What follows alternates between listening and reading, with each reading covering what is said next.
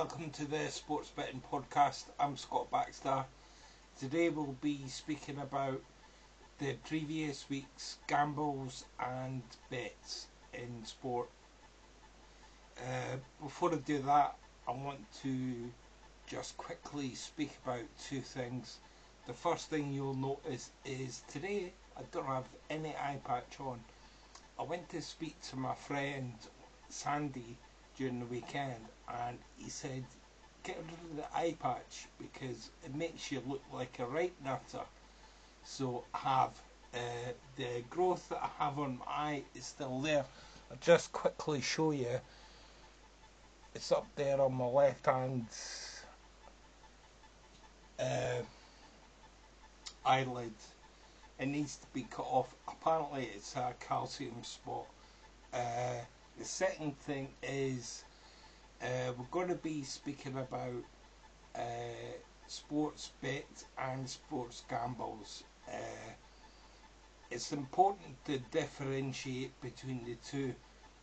Firstly, a sports bet is a serious investment and you need to calculate your betting performance to keep an eye on whether you're profitable or not. The simple fact of it is, if you're not profitable, don't bet. The second thing is a sports gamble is it can be anything. You can pick any sport, anything. You can pick doubles, trebles, accumulators, whatever you want. It's a case of keeping your stakes low and your odds big, so that you get something worthwhile coming back to you.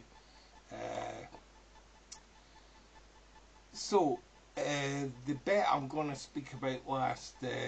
Firstly, I'm going to speak about all the sports gambles. So last week we had the Wentworth Golf BMW Championship, it was called, and before I start saying that, on the second day, Billy Horschel was playing with Justin Rose, and they both showed up with a pink top on with navy trousers on. I've been chuckling about that all week, weekend, and I've been thinking, I can just imagine one person saying to the other, "Who dressed you? Your wife?" And the other one saying, "You look like a right idiot." So I found that quite funny. At the end of the second day, I put Matsuyama as a sports gamble.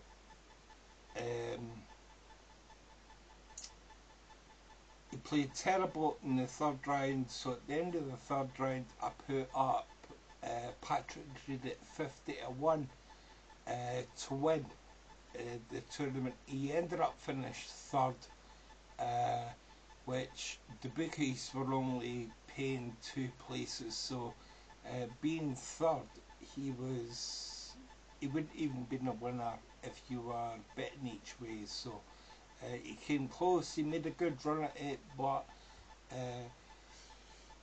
it was a case of too little too late for him. So both bets went down. I say bets, they were gambles. You should be prepared to lose all your gambles, and it should come from your pocket after all your bills and food and everything is paid for. That's the money that you have left for gambling with. So there were sports gambles. At the football, I had a winning bet on the football on Tuesday, but later in the week, sports gamble wise, at the football we had João Pedro to score 2 or more, 11-1. It went down. On the Saturday afternoon we had I put up Bournemouth to win at home and Everton to win at home. Bournemouth did manage to do it, and although Everton had twice as many shots at goal as Aston Villa did, it finished 0-0, and that bit was down. Recommended a sports uh, gamble as a double there, so that bit went down as well. On the Saturday, it was all sports gambles again.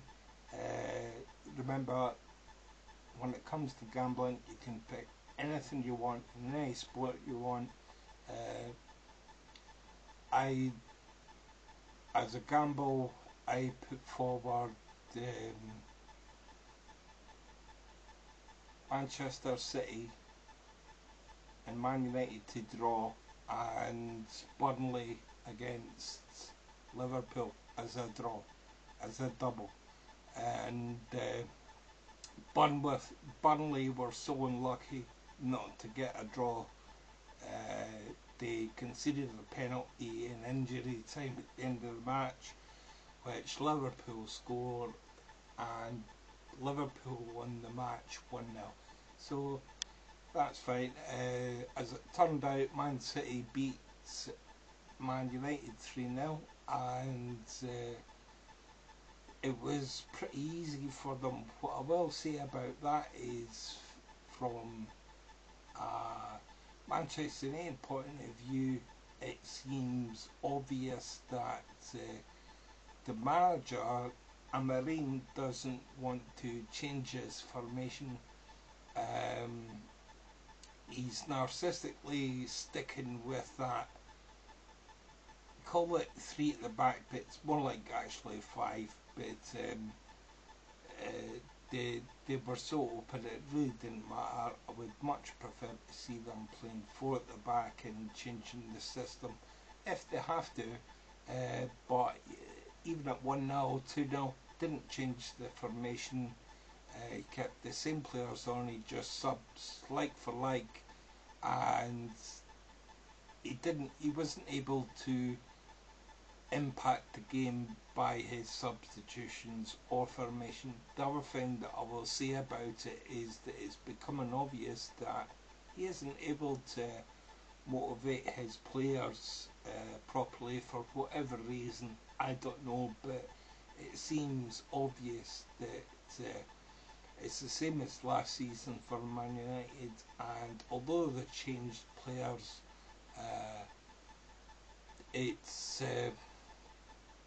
it's the same as before, really, for Man United. So possibly this year, Man City might end up making a run at the Premier League title, but it will be to do with whether Haaland stays fit.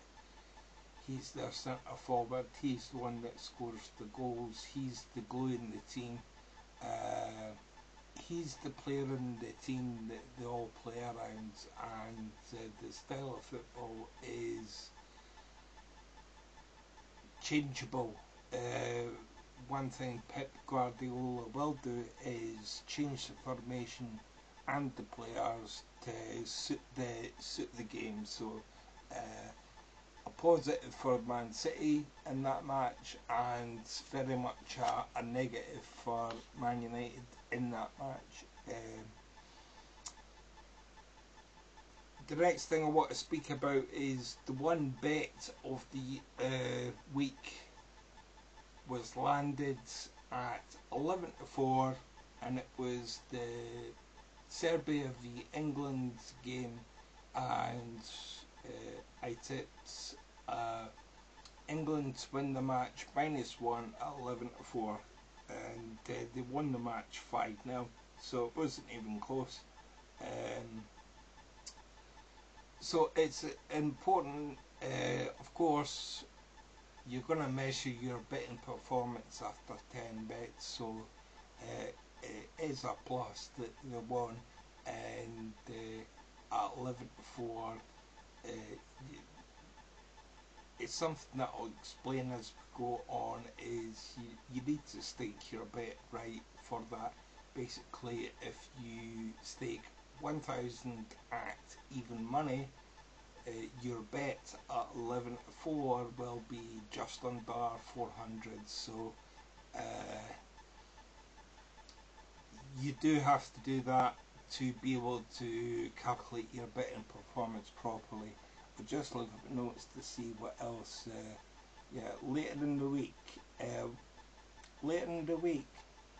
I'm going to be proving that in the NFL, we've had 2 games in the NFL, so now tipsters for the NFL have some form to base their tips on, which is important. So at the moment we're looking at, I'm going to be measuring the betting performance from tipsters from MSNBC, ESPN, Fox and Sky. If you think I should be looking elsewhere for my tips, it needs to be free, but you're welcome to comment below and tell me who those tipsters are.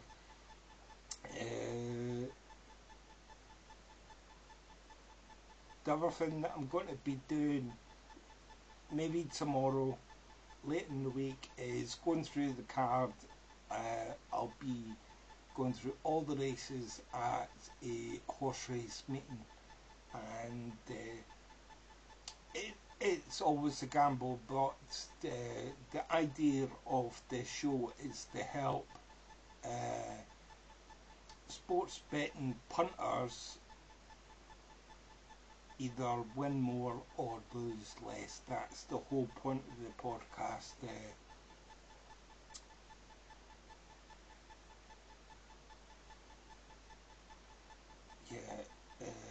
I'm trying to help that. So that's the end of the podcast.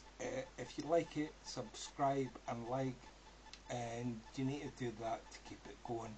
I'm doing it for free at the moment, so I can't continue to do that. So please subscribe and like the podcast. Please leave a comment if you have any comments as well.